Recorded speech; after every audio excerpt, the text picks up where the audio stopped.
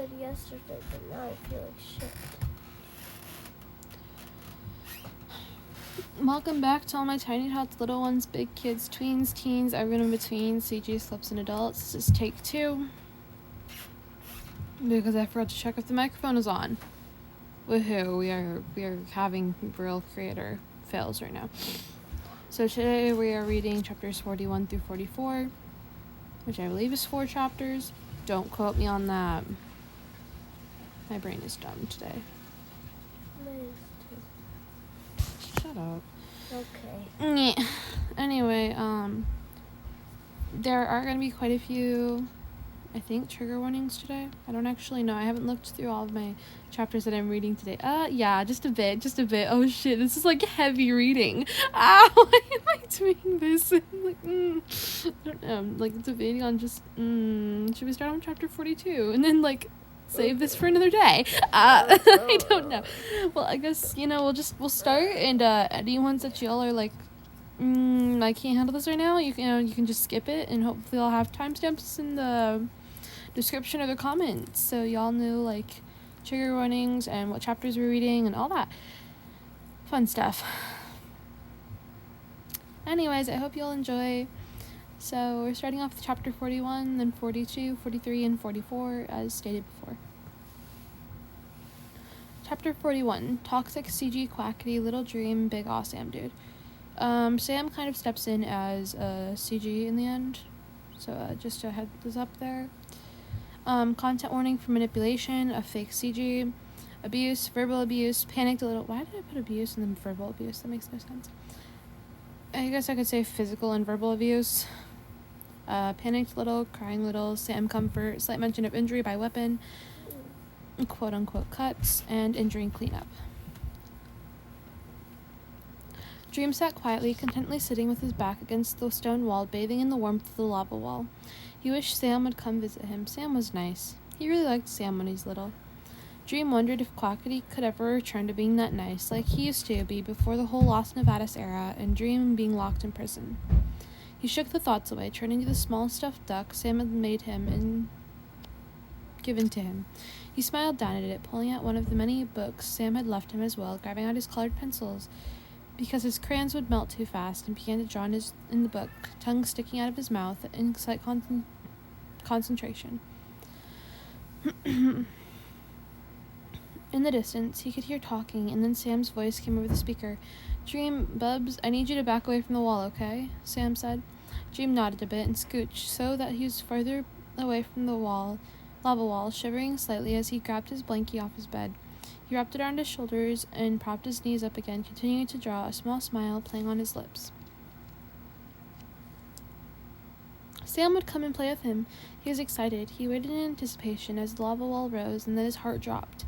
It wasn't Sam on the bridge today. It was Quackity.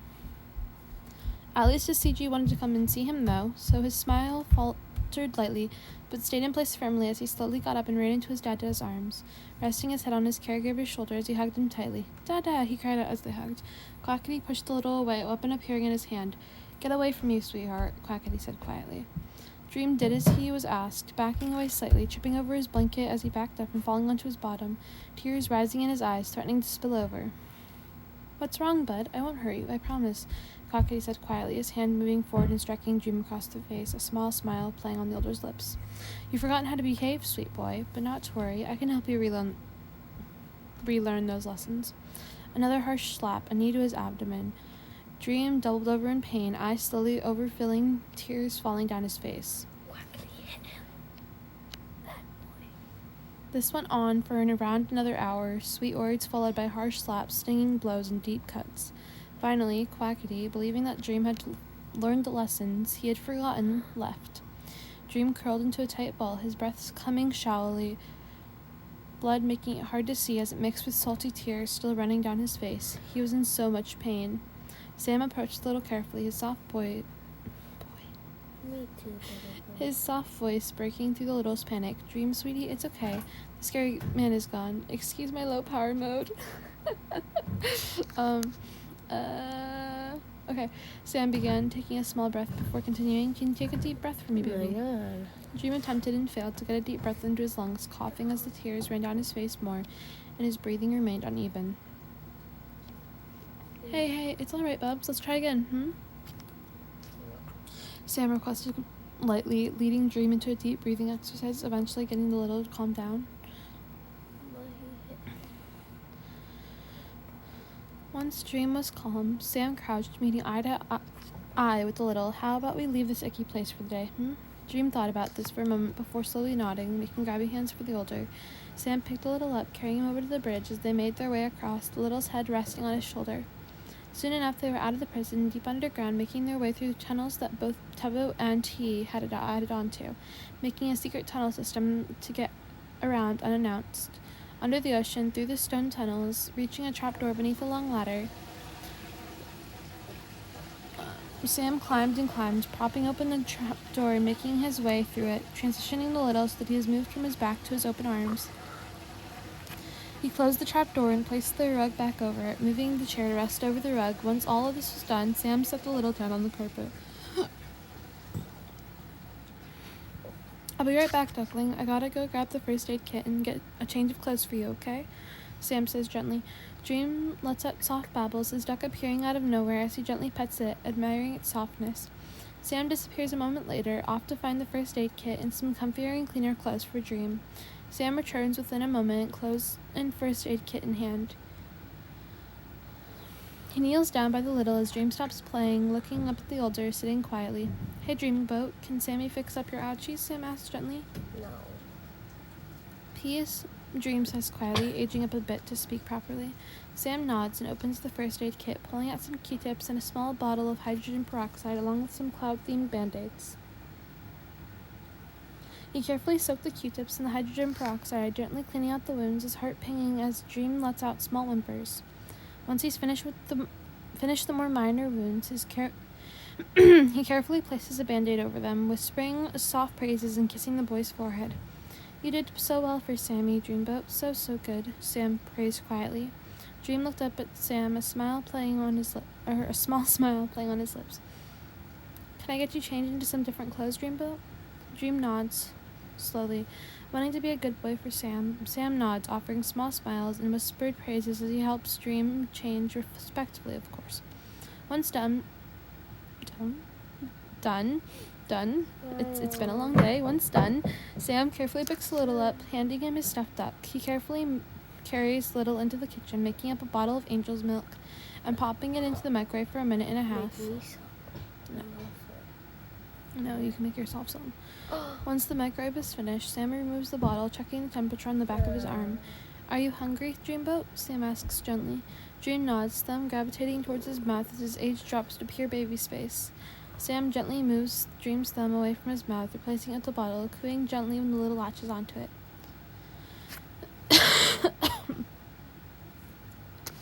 Such a sweet boy, Sam coos softly towards the little, cradling him as he carefully walks towards the living room, making sure the little doesn't choke. Such a sweet boy indeed, darling. So precious, he murmurs as Dream finishes up his bottle, tired eyes slipping closed, only to pop back open before sliding shut again. Sam offers small praises, slipping a pacifier into Little's mouth. It's all right, Dreamy. Sammy's got you, Sam murmurs, offering soft reassurances to Little in his arms. Sam walked back towards the kitchen, placing the bottle into the sink before carrying the Little up the stairs. He carefully placed Dream down in the nursery's crib. He hadn't used it in ages, not after he lost his last Little. He carefully took the blanket up around the Little, kissing his forehead and pulling the railing of the crib back up, placing the little stuffed duck beside him. Good night, Dreamy. Sleep well, Sam murmured, walking out of the room and dimming down the lights. He makes his way back down the stairs and into the living room, pulling out fabrics and thread. Dream will be getting a new stuffy real soon. Which one? Which stuffy? I don't know. Make it a Demogorgon. No. Yeah. He got his stuffed duck because Puffy's his mom. And he always, in other fanfics, it says that he always followed her around when he was a kid like a little duckling. And I love that idea. It's so I cute. want a duck. Remember when there used to be ducks at Baumgart's? You gotta go find one for me and buy it. Because I need a duck. I will kidnap a duck. I might have a Psyduck card that you can have. A what? Psyduck. What's that? It's a Pokemon. I knew that. Chapter 42. CG Foolish Gamer's Little Eret. Eret uses all pronouns, but I'll be using she, they mostly. It just makes it a bit easier for me to remember which character is which and to not get them mixed up when I use pronouns.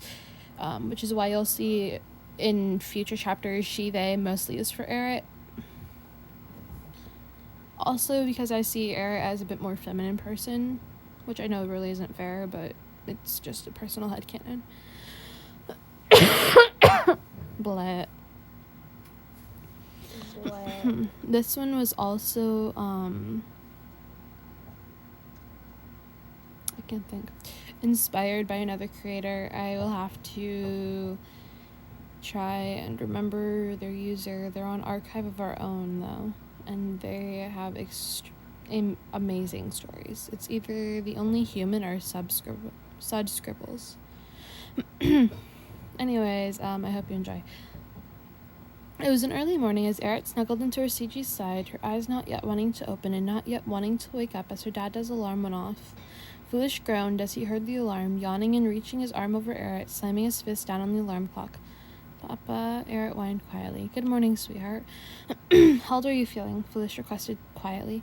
Eret tapped Foolish's chest 4 times before their hand curled back up into a gentle fist. Foolish nodded a bit, reaching his arms around his little and hoisting her up with him as he got up. Papa, I need potty. That just sounds so awkward. Eret murmured into her CG shoulder. All right, Pumpkin, hold on, Foolish answered, speed walking towards the connected bathroom. Oh my god. He helped Eret pull their bottoms down, setting her down on the toilet as he transferred himself to the sink, shaving his face and brushing his teeth. Eret babbled quietly to themselves as they finished up using the bathroom, climbing down with the help of Mr. Stool and pulling up their bottoms. Foolish rinsed his toothbrush and then put some toothpaste on Eret's, handing the brush to Little. She took it, brushing their teeth by the sink as Foolish used the bathroom. All done, Eret claimed proudly, spitting a wad of toothpasted saliva into the sink as Foolish walked over, washing his hands and checking the Little's teeth. He did a quick rebrush of the Little's back teeth and rinsed her brush, placing it into its holder. Eret made small grabby hands towards Foolish, the older picking the Little up and taking them into the bedroom to pick out clothes. He ignored their usual wardrobe, looking into a second smaller one that they had for all of Eret's little space outfits. What do you want to wear today, Sunshine? Foolish requested. Potato chips. No, Eret can't wear potato chips. A potato chip bag. No. Pinks and blues overalls, the Little slurred as their age dropped a bit. Foolish internally cooed. You want your pink cloud t-shirt and your bleached light blue overalls? Eret nodded vigorously. And Papa's hoods? You want to wear one of Papa's hoodies? He answered. Peas, Eret answered, squirming lightly. Foolish set the Little down on the floor by their stuffies as he pulled up the clothes, throwing them onto the bed. He added a pair of fluffy thigh-highs to the pile, and Eret's mismatched Converse All-Stars, one a pale rose pink and the other a gentle pale baby blue. He then returned to his own wardrobe, looking through his clothes and settling on an old worn-out t-shirt and a pair of washed-out blue jean shorts with the sneakers and one of Eret's darker-colored hoodies, slightly too big on her but the perfect size on him. He quickly changed, then helped a much younger Eret into her clothes, fighting with her a bit when it came to shoes, but he managed. He got their laces tied and tucked in just the way she liked them before throwing a smaller blanket, her 2 favorite stuffies, a sippy cup, and their phone into her small My Melody-themed bag. He picked them up, placing her on his hip as he walked down the stairs, racking his brain for what to make for breakfast. What's a break? I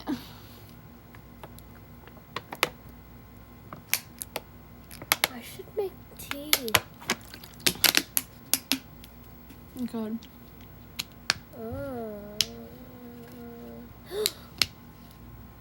I bought so much more tea. I can get like 1,000,000 cups. The relaxation tea has no flavor though. One tea's good. I have some from the mango and the blueberry though. Yeah. In a bowl over there on the stand. A bowl? Yeah.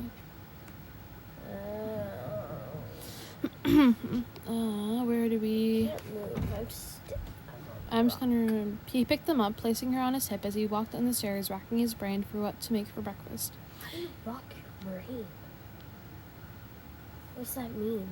No, racking. I knew that. Like thinking. I knew that. He got her situated in her high chair, slightly modified for wider hips and thighs, and went to work in the high chair. Went to work in the high chair. Yep, that definitely makes sense. How do you work in a high chair? I don't know. The boss baby does it. The boss baby does it. Went to work in the kitchen. All right, kiddo. What should Papa make you for breakfast? He requested lightly as she fiddled with their fingers.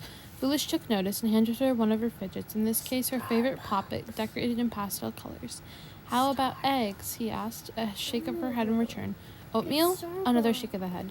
Smoothie? A nod. Foolish smiled, adding oat milk, ice, and a combination of strawberries, blueberries, raspberries, and a few banana slices to the blender. He placed the lid on and set the blender's timer. I don't even know if that's a real thing, but we're just gonna go with it. Then returned to the stove to make himself an omelet. Once both of their breakfasts were done, he rolled Eric's high chair over by the kitchen island where he sat so he could eat his omelet. Hey, my name's like omelet. I mean, kind of. He had transferred her smoothie into a cup with a straw and a lid. She ate her breakfast with few fusses and very little mess. So they didn't make a mess? He checked the time, realizing that he had around 45 minutes to get to work. He made her up a quick bottle of angel milk for later and filled her suppy cup with water before scouring the living room for their headphones. He threw those into her bag as well and then picked up the little, placing both of their dirty dishes in the sink and heading out the door after grabbing his keys. It was a cool morning, and he was glad that Eric had made the suggestion of hoodies. He gave her a gentle forehead kiss and tucked her blanket around her legs as he buckled her into the front seat, double-checking to make sure her passy was clipped to her hoodie before starting the car and buckling up himself. Then they were off. Gotta love brain thought sometimes. Oh, shit. What? I actually kind of like this chapter, but it's, like, so angsty. What's angsty mean? It's like... I don't know how to explain it. Can someone in chat help me? I don't know. Yeah, I should watch the video. I haven't watched one of your videos in over 6 months. I'm not surprised. My views have gone, into the toilet. And then they just bounce back up and then they go back into the toilet. Into the toilet, get flushed down, into the pipe, down, water pipe that won't stop being so damn loud. Throw a rock, make it explode, and it'll be louder. That just looks weird. What the dons is that? I don't know. Why is this turtle on my head? I don't know. Why did you put a Chico on your head? I don't know. Ow. A Chico actually means strawberry in Japanese. I know. I speak Japanese. No, you don't. Konnichiwa. Hi. Chapter 43. CG revived by Lil J Schlatt. Content warning, mentions of alcoholism as... I don't know why, but everybody just depicts J Schlatt as, an alcoholic. I believe it. Personally, I honestly headcanon that just a little bit. Not little space-based, but, his character in general. So I'm sorry if that offends any of y'all. Suppressing aggression, crying little, panicked little, mentions of blood, slight injury and cleaning of injury, bandaging of injury. Yeah, it's kind of angsty chapter. I don't know what that means. I don't know why I do this to y'all. I'm in 5th grade, okay? I don't speak gibberish. You gotta tell me. That's like that one chapter. That's like that one vlog where... What is that? VOD. Not vlog, VOD. Where Quackity was yelling at Wilbur in Spanish and he goes... I don't speak Spanish. He doesn't understand. I think there's a clip of video that was I don't speak Taco Bell, sorry. Yeah, that one's funny. He's like, what's he saying? I don't speak Taco Bell. I love that one. It's funny. Me too. I should spend my time watching Stranger Things. Yeah, I know you do. I spend my time watching YouTube. Lots of YouTube. That's the Stranger Things. Anyway. J Schlatt could tell you all about how great his life is if you met him on a good day, but if you met him when he hadn't had his 3 shots of whiskey in his system yet, then he would tell you how much he hated running his country alone, how much he thought it would be better if he died, how he was so tired, and how he was always lonely, until Revive Burst showed up. Hey, I'm lonely too. Shut up, nobody asked. Stop butting in. Well, if you didn't ask, why are you listening? Because you're right by me. We're just gonna give you like a background name. If you have suggestions, comment them. And then we'll start calling my sister that because she's here. You said Sedustins. Suggestions. Dustin. Suggestions. Dustin. No. Dustin. No. Henderson. Dustin. Bruh. We're just gonna call you Falsus. There you go. What's falsus mean? Falsus. Fall into a Mrs. river? Falls sis. Oh. So you get Falsus. That's cheesy. Well, too bad. You gotta deal with it. How are you, best friend? Go, best friend. But tell them. I lay there roaching. They got a 20-year headache because I keep kneeing them in the face when I sleep. What? Yeah. Anyway, back to the story. Back to the story. I think Teddy got permanent brain damage. I found it on the floor this morning. This is more talking than actual story reading. I'm gonna have to re-record this entire fucking thing, I swear. Revive is great and all, but he was always about... Wait, did I read that? I cried. Okay, until Revive showed up. They had similar interests, connected on different topics, matters, things like that. Schlatt even offered him a partnership. He was finally not alone. Finally done being lonely. Well, sort of. Revive was great and all, but he was always about vengeance and his family who had wronged him, and he was always also the parent who showed their love in a strict, relaxed kind of way, which didn't help the fuzzy feeling that Jay Schlatt always had in his head. He had found years before that alcohol helped with the issues, so he hadn't done that childish thing in almost 8 years. He didn't even have his gear anymore. At least he thought he didn't. He forgot if he did or didn't. So, one morning, after he had climbed out of his warm bed with his still sleeping boyfriend, Revive and pulled on his suit for the day, not giving a shit about his hair looked, as it was unmanageable anyway, and he made his way out of their hidden bedroom to his office. You can only guess the panic that passed through his mind when he reached for his bottle of whiskey to get his daily 3 shots in and found it empty. Not a single drop left. This wasn't possible. He checked his secret stash. Gone. He made calls around the building, the country. Everything was out. That's when the panic really set in, when that childish feeling pushed over his mind, spreading like a soft blanket, coaxing him into a smaller mindset, and then suddenly everything was too big. He moved to sit down in the chair behind his desk, the chair slipping out from under him as he fell to the floor with a thud. Usually something like this wouldn't be a problem for him. He'd just get up, brush it off, and sit back down. But for little him, it was a tragedy. Tears welled up in his eyes as his body panged with hurt, collapsing on itself, his spine no longer able to support him. His head too heavy for his body.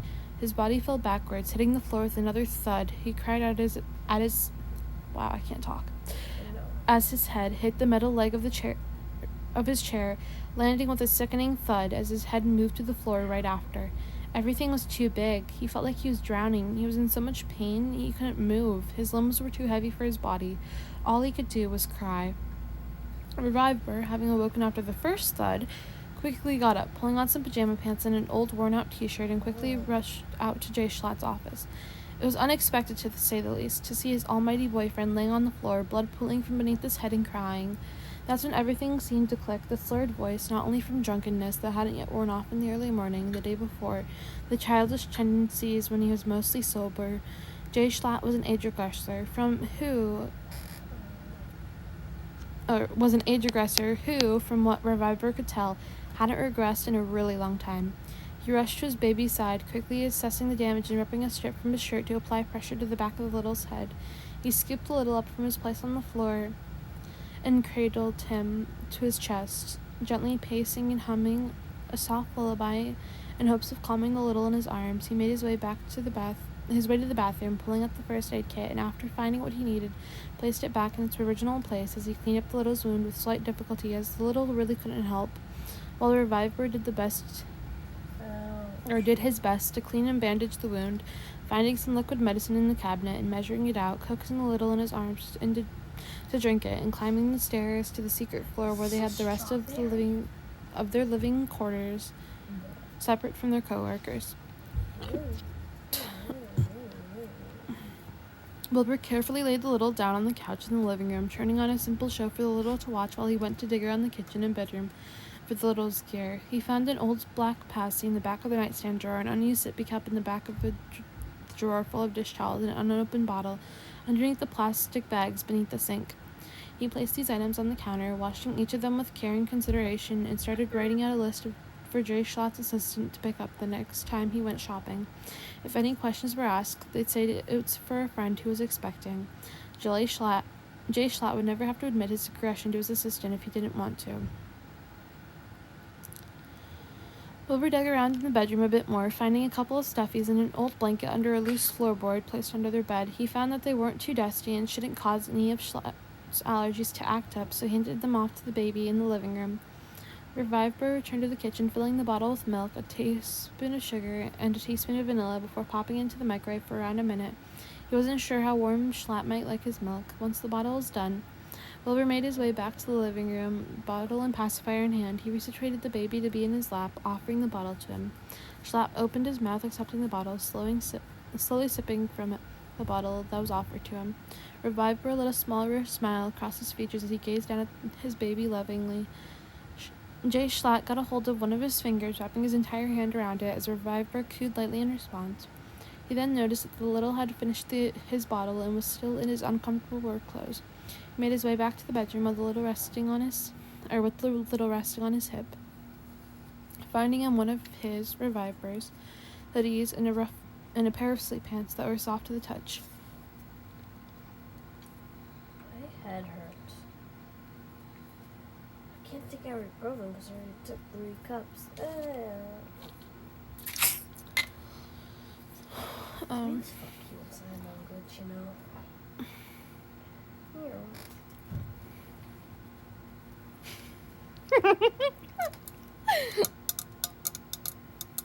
I speak sign language. That's a swear word, just so you know. I know. You know what it means? Yeah. What? I don't know. Exactly. I only know letters and some other God fly somewhere. Shut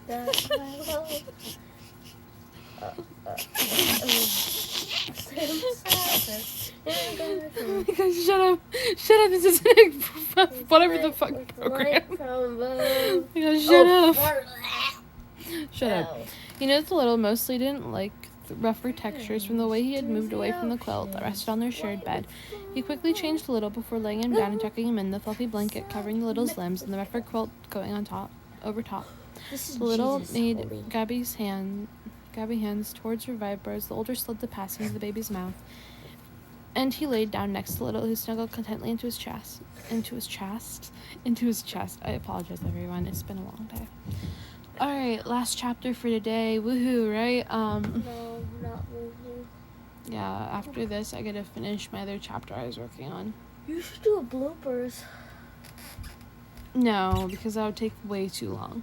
No. Yeah, it would, because I literally can't edit all my videos into one video. iMovie isn't on here anymore. Hey. Oh, it took too long. It's fine. Oh, bro, you take forever. Shut up. You're the one distracting me. I know. I'm sure this would have been less than, like, however long this is if you'd stop distracting me in the middle of everything.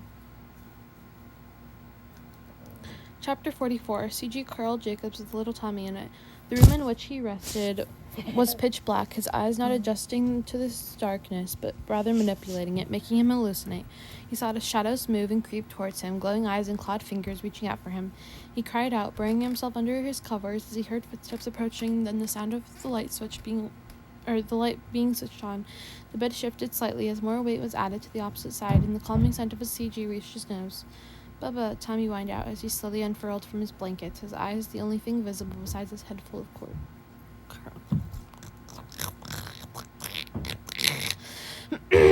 his head full of curls.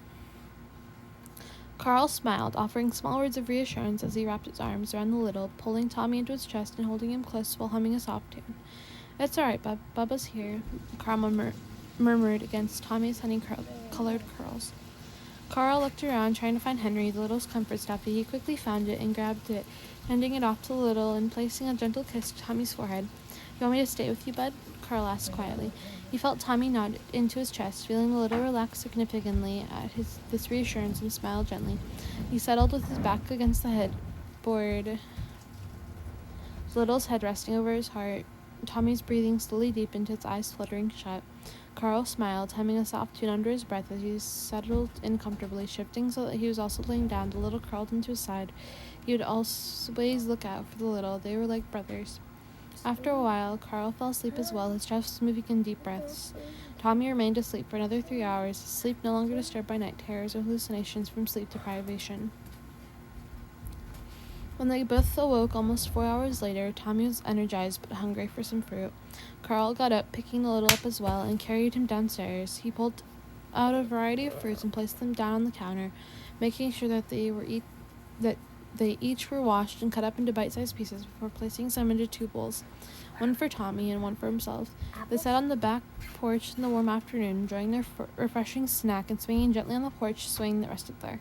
After their snack, Carl and Tommy played on the small playset in the backyard, Tommy insisting that Carl comes with him down the slides and on the swings. Before their games switches to make-believe and playing as pirates on a journey for lost treasure.